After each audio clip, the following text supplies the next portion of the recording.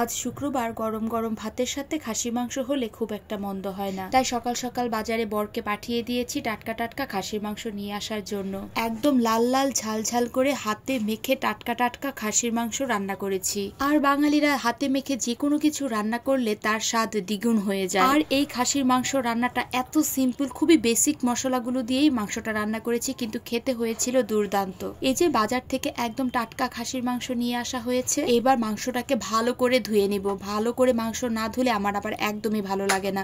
নিজ হাতে ভালো করে মাংস ধুয়ে নিয়েছি। এরপর একে একে দিয়ে দিলাম রসুন কুচি, পেঁয়াজ কুচি, আর আগেই বলেছি এটা যেহেতু ঝাল ঝাল করে রান্না করব তাই বেশ কয়েকটা কাঁচামরিচ ফালি করে দিয়েছি। তার সাথে রোজকার যে মশলাগুলো হয় সেগুলি, হলুদের গুঁড়ো, মরিচের গুঁড়োটা একটু বেশিই দিয়েছি, জিরা বাটা, ধনিয়ার গুঁড়ো, আদা বাটা, কয়েকটা আস্ত দারচিনি, এলাচি, অল্প একটু চিনি, তার সাথে পরিমাণ মতো লবণ। ব্যাস এইগুলো দিয়ে ভালো করে হাতে অনেকক্ষণ ধরে এটা মেখে নিব।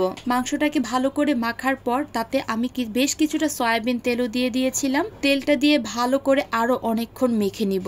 এটা মাখার পরে ৪৫ মিনিট থেকে ১ ঘন্টার মতো আমি মেরিনেট করে রেখে দিয়েছিলাম। আমি মাংসটা মাখতে থাকি। এবার আমাকে বলে ফেলুন তো আমার এই ভিডিওটা কারা কোন জায়গা থেকে দেখছেন, আর ময়মনসিংহ থেকে কারা দেখছেন তারা কিন্তু অবশ্যই আমাকে কমেন্ট বক্সে জানাবেন। এই তো আমার কিন্তু মাংস মেরিনেট করা হয়ে গিয়েছে। এইবার একটা কড়াইয়ের মধ্যে তেল দিয়ে দিলাম, তাতে দিয়ে দিলাম গোটা দারচিনি, এলাচি, লং, গোলমরিচ আর জয়ত্রী। ব্যাস তেলে দিয়ে দেওয়ার পর রসুন কুচি দিলাম, পেঁয়াজ কুচি দিলাম, পরিমাণ মতো একটু লবণও দিয়ে দিয়েছি। ভালো করে একটু লাল লাল করে ভাজবো। আর পেঁয়াজ ভাজার সাথে সাথে ৩ টুকরো আলু দিয়ে দিলাম। মাংসে আলু পছন্দ করে না এমন কোনো ব্যক্তি নেই। যারা পছন্দ করে না তারা আসলে কি যে পছন্দ করে জানা নেই।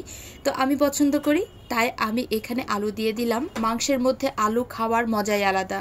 ব্যাস মেরিনেট করা মাংসটা দিয়ে ভালো করে নাড়াচাড়া করে এবার ঢাকা দিয়ে দিয়ে এটা রান্না করব। আমি কিন্তু প্রথমে কোনো ধরনের জল ব্যবহার করিনি। খাসির মাংসটা যেহেতু একদম টাটকা ফ্রেশ ছিল তাই মাংস থেকে বেশ অনেকটা জল বের হয়েছে। আর আমি ঠিক এইভাবেই ঢাকা দিয়ে দিয়ে মাংসটাকে রান্না করব। কিছুক্ষণ পরপর ঢাকনাটা উঠিয়ে মাংসটাকে ভালো করে নাড়াচাড়া দিয়ে কষিয়ে নিব। টাটকা টাটকা খাসির মাংসে জল যেহেতু ব্যবহার করিনি তাই কড়াইয়ের নিচে লেগে যাওয়ার সম্ভাবনা থাকে। তাই কড়াইয়ের নিচে যাতে না লেগে যায় ঢাকা দিয়ে দিয়ে আমি মাংসটাকে নাড়াচাড়া করতে করতে রান্না করব আর কষাবো। এইভাবেই কিন্তু মাংসটা অনেকটা সেদ্ধ হয়ে গিয়েছে, দেখতেই পাচ্ছেন। আর মাংসটা এত ভালো ছিল, রান্না করতে খুব একটা সময় লাগেইনি। টাটকা টাটকা খাসির মাংস রান্না করার এটাই হলো সুবিধা। খাসির মাংস কেন, যে কোনো মাংস যদি আপনি টাটকা রান্না করেন রান্না করতে খুব বেশি একটা সময় লাগে না। ব্যাস মাংসটা কষানো শেষ। তাতে আমি বেশ অনেকটা জল গরম দিয়ে দিলাম। তার সাথে ফালি করে রাখা আরো কয়েকটা কাঁচামরিচ দিয়ে দিলাম। আমি ঝোলের লবণটা একটু চেখে দেখেছিলাম, তখন মনে হলো যে ঝোলে আরেকটু লবণ লাগবে, তাই বেশ কিছুটা লবণও দিয়ে দিলাম। এই সব কিছু দিয়ে একটু ঢাকা রেখেছিলাম। আর এই যে দেখুন খাসির মাংসের কালারটা যা হয়েছে, একদম পাতলা পাতলাও না আবার তেমন একটা গ্রেভিও না, একদম ঠিক লাল লাল ঝাল ঝাল করেই আমি খাসির মাংসটা রান্না করেছি। ব্যাস শুক্রবার দিন দুপুরবেলা গরম গরম ভাতের সাথে এরকম খাসির মাংস হলে আর কি লাগে। এই গরম ভাতের সাথে খাসির মাংসটা খেয়ে যা তৃপ্তি তা অন্য কোনো বিরিয়ানি বা পোলাওয়ে পাওয়া যাবে না। তো আজকের ভিডিওটা কিন্তু আমার এই পর্যন্তই। আমি খেতে খেতে আপনাদের কাছ থেকে বিদায় নিয়ে নিচ্ছি। আমার এই ভিডিওটা ভালো লেগে থাকলে অবশ্যই লাইক আর কমেন্ট করবেন, আর আমার পেজটাকে ফলো করে দিতে কিন্তু একদম ভুলবেন না। তো আজকের ভিডিওটা এই পর্যন্তই। So tata.